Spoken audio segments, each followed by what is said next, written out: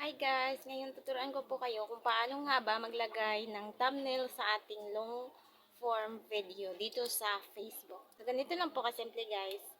So, samahan niyo po ako and let's go! Puntahan natin itong ating Facebook. So, i-click natin itong manage or professional dashboard. I-click natin itong parang settings. Then, i-click natin itong page recommendation. Natin itong manage admins.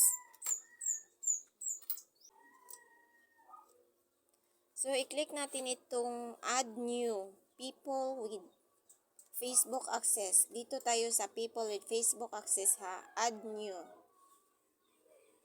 I-click natin itong next.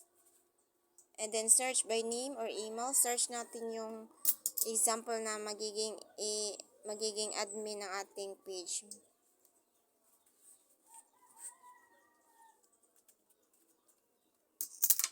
And then, allow this person to also have full control. And then, click natin itong give access. So, ganun lang po guys. At kung nagustuhan nyo ang tutorials natin for today,